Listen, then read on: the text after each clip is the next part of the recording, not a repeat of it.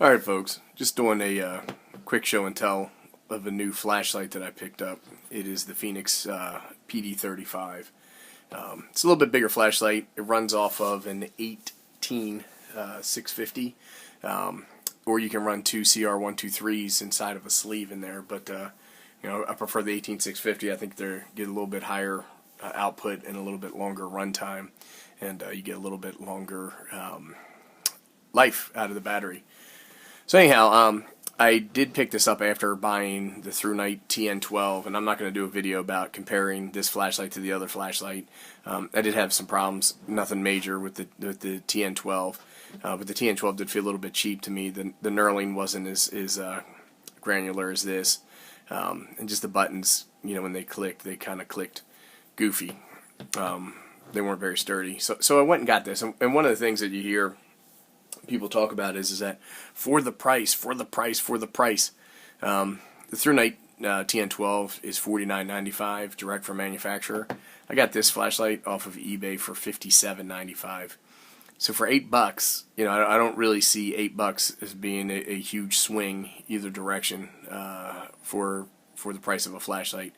Now, if one flashlight was $50 and the other flashlight was $80, then maybe there's time for that conversation to make sense. But when you can get this one for even $10 more, $49 versus $59, I really don't see that as being a valid or viable argument. Anyhow, I'm just going to go run down some of the specs on this. In its high capacity or turbo mode, it's capable of generating 150 lumens. The distance claims to be 185 meters. I think that's probably more realistic at 100 meters. It is impact resistant to 1 meter, and it's IPX8 certified, which means it can go underwater up to 2 meters. It has 5 brightness levels, and then it has instant strobe if it's on. Maybe I can't. Maybe it's not got to be on. And then I hold this button down here to get the strobe. There you go. And it has a alternating strobe pattern. I'm not sure if that's good or if that's bad. Alright, so I did want to talk about the different modes that the flashlight has. We did mention turbo is 850 lumens, and that will run for 1 hour 15 minutes. High is 450 lumens, and that should run for 2 hours and 30 minutes. I think I will do a run test and see how that works. Middle or mid mode is 170 lumens, 7 hours 45 minutes. Low is 45 lumens, and that's 29 hours. It has an economy mode or echo mode, and that's 10 lumens. That's supposed to go for 140 hours, which is great. Strobe is 850 lumens, but it doesn't give a runtime or duration. So it uses the Cree XM-L2 U2 LED, and a lot of the flashlights are coming with that now. I think that the one that was very popular beforehand was the it was the XM-L T6. I have a couple of different flashlights with that one in it, but I think that this is really the de facto standard.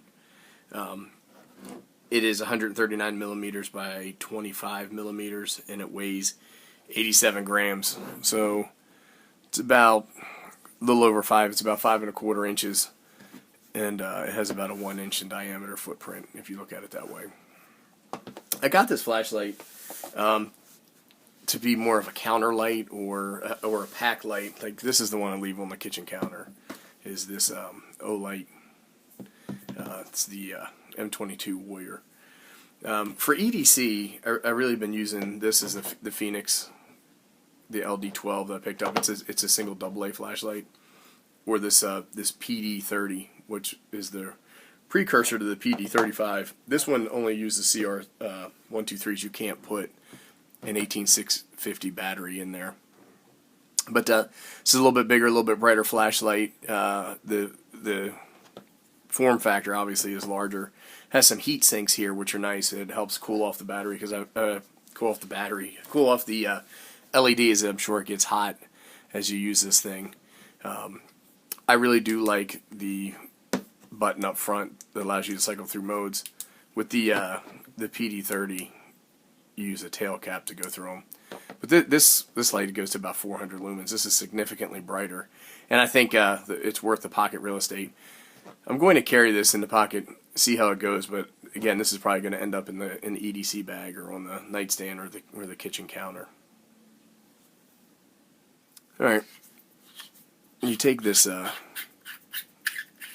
flashlight apart. You can see the element for the LED. You can also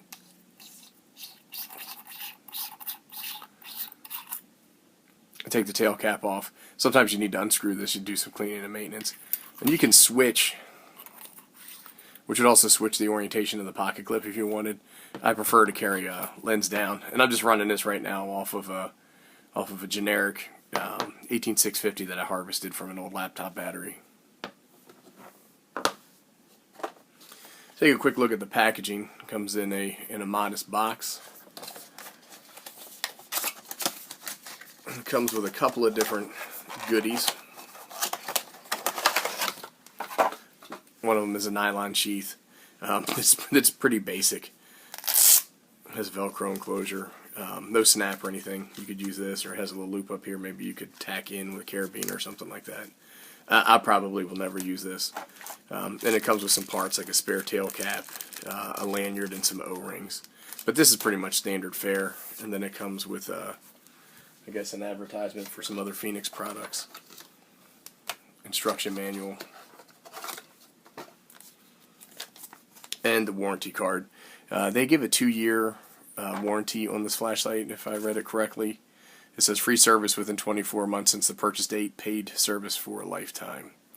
So if something goes wrong as a manufacturing defect, you can send it in and get it fixed.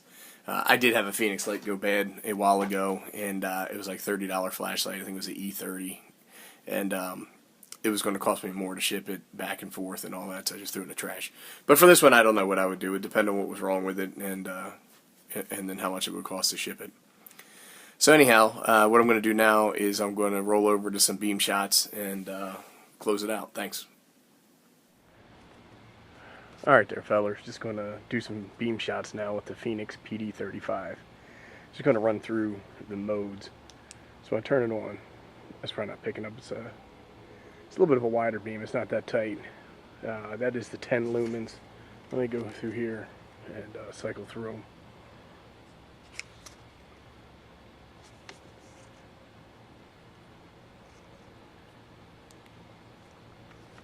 That would be 45. That would be 170. That would be 450. And then that would be 800. And I mean, it's a little bit condensed, but it has a lot more. It's a little floody. It's not as throwy as some other lights that are out there. But I like it, and that's shooting down to the front street, which is about 20-25 yards. I'm going to readjust the camera, and then we're going to go ahead and see if we can hit Right Wing Tom's house. Alright, that's Right Wing Tom's house up there, and I think that's probably about 75 to 90 yards, somewhere around that range. So we're going to see if we can light up his driveway. And it lights it up much better than the TN12 did. I don't know if it has better throw or what the deal is, but it definitely lights it up a lot better. And then there's some trees above that, which are at about 125 yards. I don't think we're going to pick those up with this flashlight. Anyhow, that's it for the beam shots. Thanks, everybody.